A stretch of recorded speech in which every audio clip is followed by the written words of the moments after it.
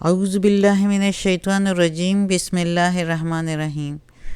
میری محترم ماں اور پیاری بہنوں، السلام علیکم۔ آج ہم پڑھتے ہیں اپنا اگلا سبق، جو کہ ہے آیت نمبر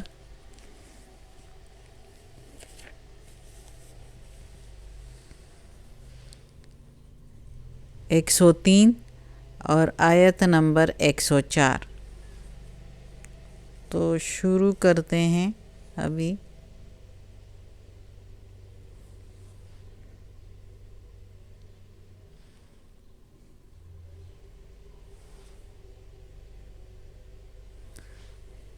اعوذ باللہ من الشیطان الرجیم، بسم اللہ الرحمن الرحیم۔ ولو انہم، و اور لو اگر، انہم بے شک وہ، آمنو ایمان لاتے، واتقوا اور بچتے یا اور پرہیزگاری کرتے، لمثوبتن تو البتہ ٹھہرتے، من سے، عندی پاس، اللہ عند اللہ اللہ کے پاس، خیر بہتر، اور اگر بے شک وہ ایمان لاتے اور بچتے یا پرہیزگاری کرتے تو البتہ ٹھہرتے اللہ کے یہاں بہتر، یا وہ بدلہ پاتے اللہ کے یہاں بہتر۔ لو کانو اگر تھے، یعلمون وہ جانتے۔ اب اس آیت میں اللہ تعالیٰ کہہ رہے ہیں بنی اسرائیل کو بھی، بنی اسرائیل کو مدینہ میں جو بنی اسرائیل تھے، لیکن ساتھ ساتھ یہ سب کے لیے ہے، ہم سب کے لیے ہیں کہ ہمارے لیے بھی وہ عبرت کے لیے، اس لیے تو اللہ تعالیٰ قرآن مجید میں بار بار ان کا ذکر کر کے اصل میں ہمیں بتاتے ہیں کہ تم لوگ اس طرح نہ بنو۔ تو اللہ تعالیٰ کہتے ہیں کہ یہ جو بنی اسرائیل اس طرح کرتے تھے تو تم ان کو، اگر وہ جو ایمان لے آتے اور پرہیزگاری کرتے تو اللہ کے ہاں اچھا بدلہ پاتے، یعنی بہتر بدلہ پاتے، یعنی مطلب کہ جنت پاتے، اس دنیا میں بھی اچھائی ہو جاتی اور آخرت میں بھی۔ مسلمانوں کو کتنے فتوحات ہوئے، کتنا ان کو پھر ملا اللہ کی طرف سے، اس دنیا میں بھی ان کو جو ہے عزت ملی اور آخرت میں بھی اللہ سے اچھا بدلہ پائیں گے، جتنے بھی صحابہ کرام رضی اللہ تعالیٰ عنہ ہیں۔ تو یہ اللہ تعالیٰ اس آیت میں یہ فرما رہا ہے۔ اب اگلی آیت میں پڑھتے ہیں، یا ایہا الذین آمنوا، اے ایمان والو، لا تقولوا، یا اس کا اس طرح بھی میننگ کرتے ہیں،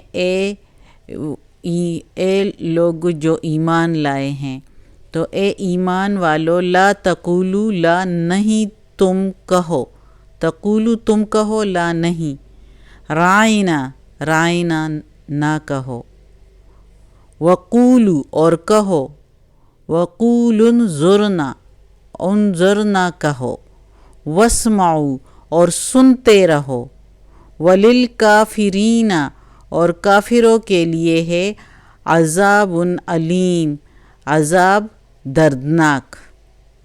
اب اس آیت کے پیچھے ہے کانسیپٹ۔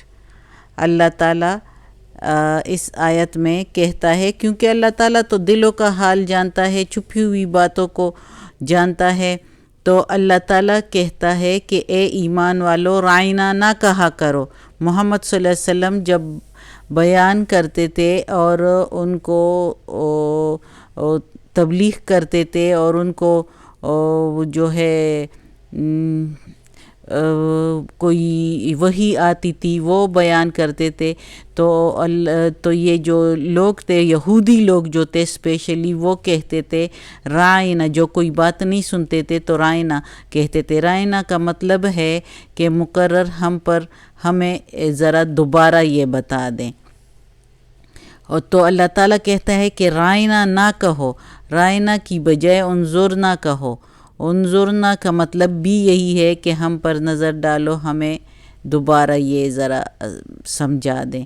تو اللہ تعالیٰ کہتا ہے کہ اول تو ضروری ہے کہ واسمعوا، سنتے رہو، غور سے سنو، تمہیں کہنا ہی نہ پڑے، ارائنا یا انظرنا کہنا ہی نہ پڑے۔ تو یہ جو ہے چونکہ یہودی رائنا کہتے تھے تو مسلمان بھی ان کو دیکھا دیکھی تو انہوں نے بھی رائنا کہنا شروع کر دیا کہ جب کوئی بات نہیں سن پاتے یا نہیں سمجھ آ جاتی تو دوبارہ کے لیے رائنا کہہ دیتے۔ تو اللہ تعالیٰ نے کہا کہ اول تو رائنا کہو نہیں، اور اگر کہتے ہو تو انظرنا کہو، اور انظرنا کی بجائے جو ہے وہ دونوں ہی نہ کہنا پڑے۔ تم لوگ غور سے سنو، کیوں نہیں سنائی دیتا تم لوگوں کو؟ تم لوگ ادھر ادھر رسول پاک صلی اللہ علیہ وسلم کے بیان کے دوران کیوں ادھر ادھر اپنا دماغ اور اپنے سوچوں کو ادھر ادھر کرتے ہو، یا آپس میں کچھ بات کر کے تو تم لوگوں کو سنائی نہیں دیتا؟ تم غور سے سنو۔ وَلِلْكَافِرِينَ، اور کافروں کے لیے عذاب ہے دردناک۔ اصل میں یہودی جو ہے وہ رائنا جو ہے تو مقرر ہم پر نظر ڈالو، اور پھر رائنا جو ہے نا وہ اس کے مطلب ہے، وہ زور دبا کر کہتے تھے رائنا، رائنا کے مطلب ہے ہمارے چرواہے، تو اس پر جو ہے وہ جو ہے جان کے بھی ایسے کرتے تھے اور آپس میں ہنستے تھے اور مذاق اڑاتے تھے، جو کہ اللہ کو ناپسند تھا۔ اور رائنا یہودیوں کی زبان میں الگ، اس میں جو ہے رائنا احمق کو بھی کہتے تھے، نعوذ باللہ، وہ اس طرح کے الفاظ یوز کرتے تھے، اس لیے اللہ تعالیٰ نے منع فرمایا ہے رائنا سے۔ اگلی آیت میں ہے ما یود الذین، نہیں چاہتے وہ، کفرو جو کافر ہے، نہیں چاہتے جو کافر ہیں، من اہل الکتاب، اہل کتاب میں سے، وللمشرکین، اور نہ مشرکوں میں سے،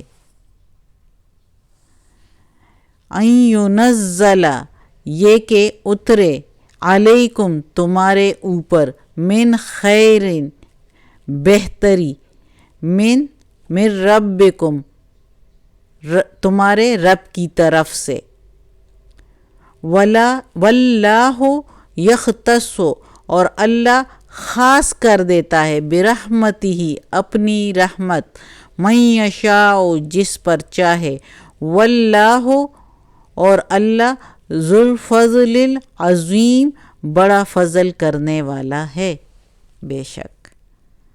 اب اس آیت میں ہے کہ کافر لوگ جو ہے، جو اہل کتاب میں ہیں، جو منکر ہیں، اہل کتاب میں یہودی بھی آتے ہیں، عیسائی بھی آتے ہیں، تو وہ نہیں چاہتے کہ آپ صلی اللہ علیہ، اور نہ ہی مشرکین بھی نہیں چاہتے کہ رسول پاک صلی اللہ علیہ وآلہ وسلم کے اوپر جو ہے کوئی بہتری نازل ہو، یعنی یہ قرآن مجید نازل ہو۔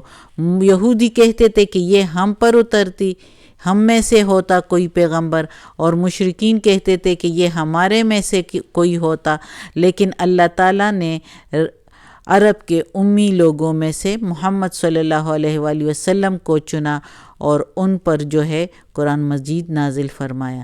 تو اللہ تعالیٰ کہتا ہے کہ میں اپنے خود اپنی رحمت سے بندوں کو خاص کر دیتا ہوں، اور جس پر چاہوں تو اپنی رحمت کر دیتا ہوں، اور اپنی فضل جو ہے، اللہ تعالیٰ کا فضل بہت بڑا ہے، جس پر وہ چاہے وہ کر دیتا ہے۔ تو اللہ تعالیٰ نے اپنا فضل محمد صلی اللہ علیہ وآلہ وسلم کو چنا اپنے فضل کے لیے، اور اپنی جو ہے پیغمبری کے لیے، اور جو ہے محمد صلی اللہ علیہ وآلہ وسلم کو اپنا محبوب پیغمبر بنایا۔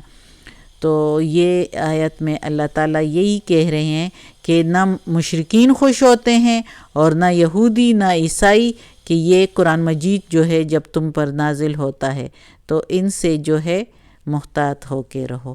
اللہ ہمیں توفیق دے کہ ہم اس قرآن مجید کا ترجمہ مکمل کریں اور اس پر عمل کرنے کی بھی توفیق دے۔ آج کا سبق ختم ہوتا ہے۔ اللہ ہمیں اپنے سیدھے راستے پر چلائے، اس راستے پر چلائے جو اللہ کا پسندیدہ راستہ ہے، اور اس سے بچائے جو اللہ کا ناپسندیدہ ہے۔ اللہ ہم کو، ہمارے ماں باپ کو، ہمارے آل اولاد کو، ہمارے بہن بھائیوں کو، ہمارے رشتہ داروں کو، کل مومن مسلمانوں کو جنت فردوس میں جگہ عطا فرمائے، اور دوزخ کے عذاب سے بچائے، قبر کی سختی آسان فرمائے، قبر کو ہمارے لیے جنت کا ٹکڑا بنائے، اور یا اللہ جو دعا مانگی ہے وہ بھی قبول فرما، اور جو نہیں مانگی وہ بھی قبول فرما۔ آمین ثم آمین۔ صدق اللہ العظیم۔